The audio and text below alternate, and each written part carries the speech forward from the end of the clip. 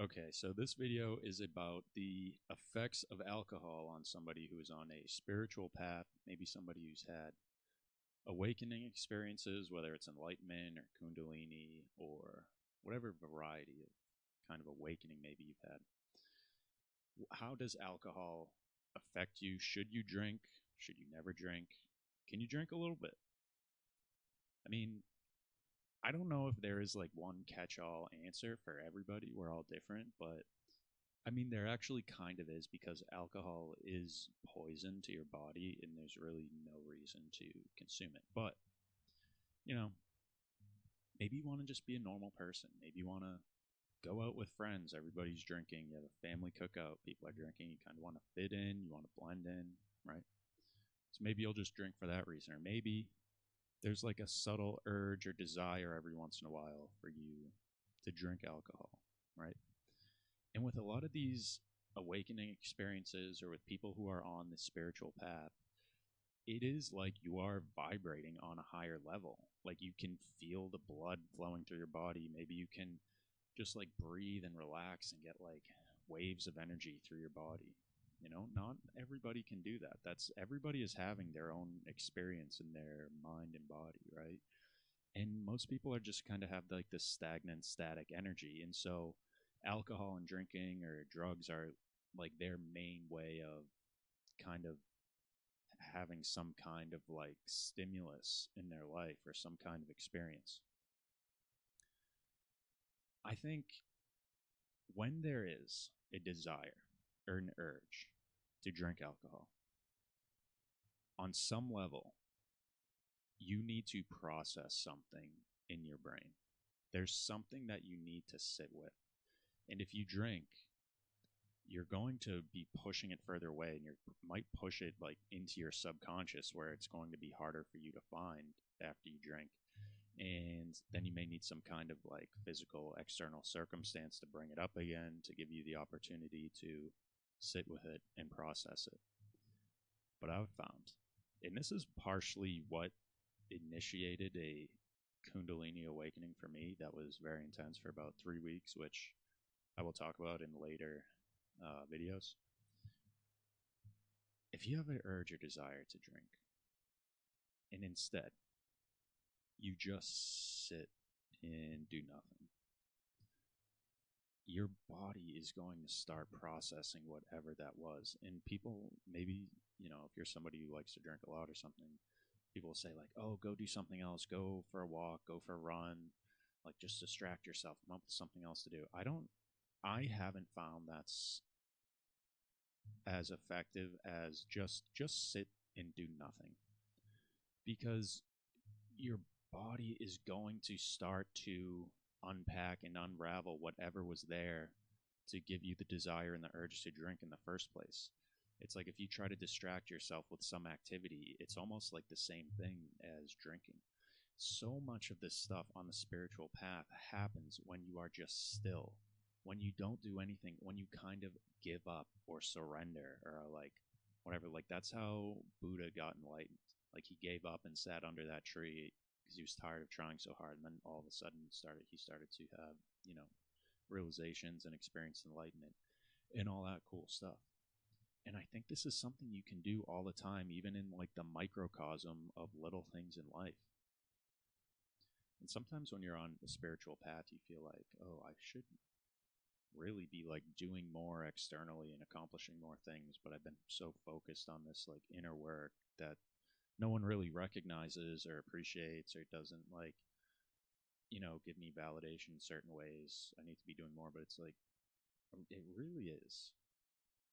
Like slow and steady does win the race. Like a lot of times it is better to just relax. Just sit down, relax, because you start to create space. It allows things in your body to happen on their own.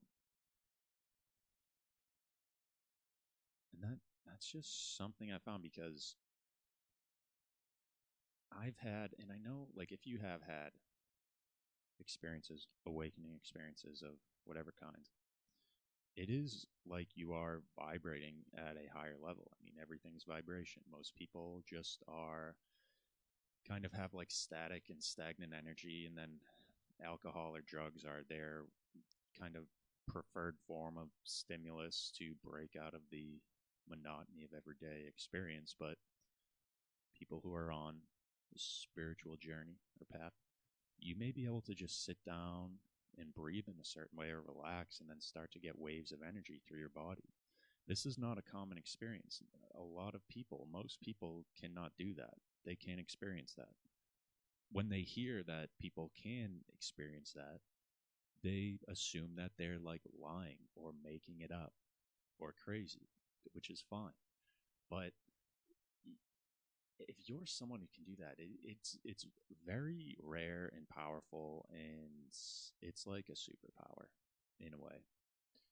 And I think by doing it more often, like giving yourself space, just calming down, relax. There's always things that you're going to have to like process and work through.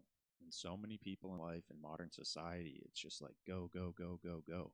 But when you like achieve a clean slate energetically, you have to check in every once in a while and let it and like re-clean it. And so I know when you are vibrating or operating on, a different level, maybe a higher level, you could say, just different, right? Sometimes you want to like dwindle your own energy in a way. Sometimes there is a part of you that's like, I just want to kind of like fit in and just be normal and be able to go out with my friends and have some drinks or like have stupid conversations at a cookout that I don't care about at all. But like I can, like, you almost want to sabotage your own energy so that you can fit in. Or maybe sometimes it's too intense, sometimes it's too much, and you're like, I can't handle this. Like, that's a lot of people's experience with kundalini. They're like, how do I get this to stop? Because they're not doing like the certain grounding techniques, and they're not reintegrating their masculine energy in combination with the feminine energy, and so on. So people will do it to themselves on purpose. And I feel like I've actually recently done that a couple times. I have self-sabotaged my own energy, because it's like I can't function in the world like this.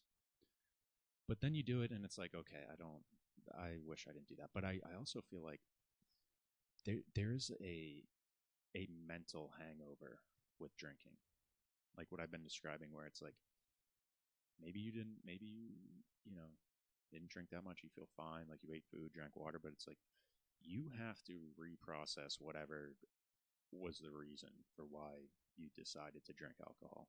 Like now you have to reprocess that. Like I feel really guilty and bad the next day if I drink.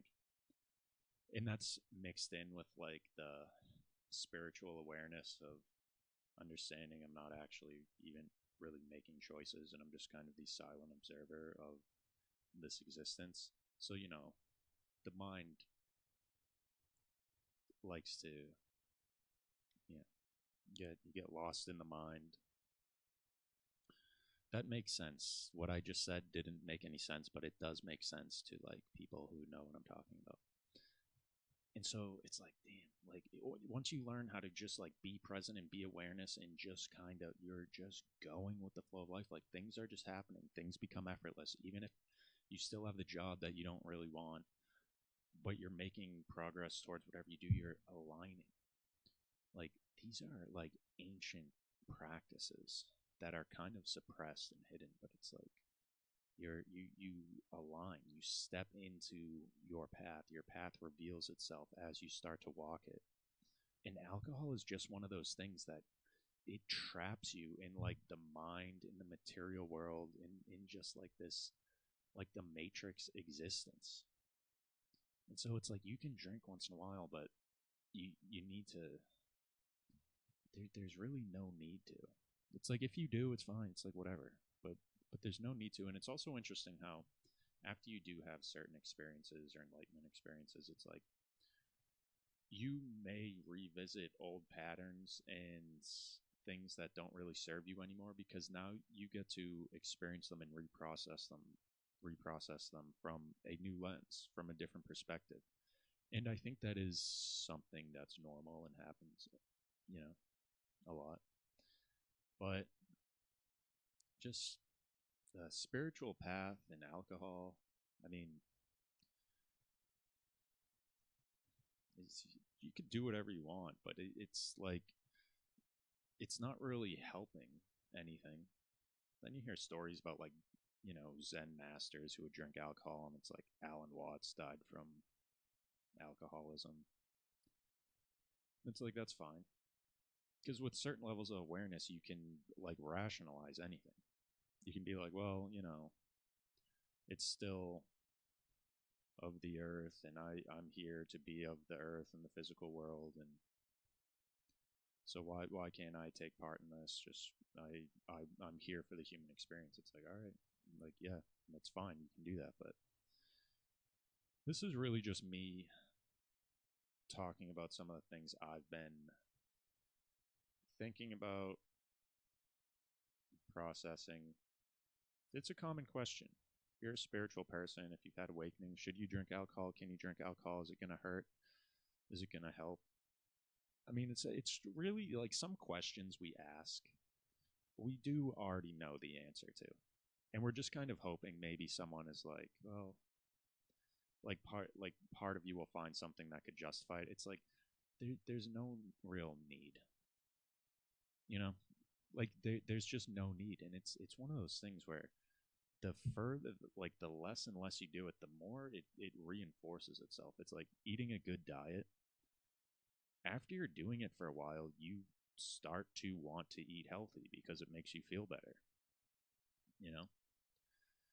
But there is the rascality in us all that does like to mix things up and sabotage ourselves once in a while. So every stew needs a little salt, but no one wants to eat just salt because that's gross. So yes, we all have the rascality within us, and we will do these things once in a while. But it's like, I don't know. Should you drink alcohol if you're a spiritual person? Probably not. But if you do, then, whatever. That's my deep spiritual message for today. Thank you so much for watching.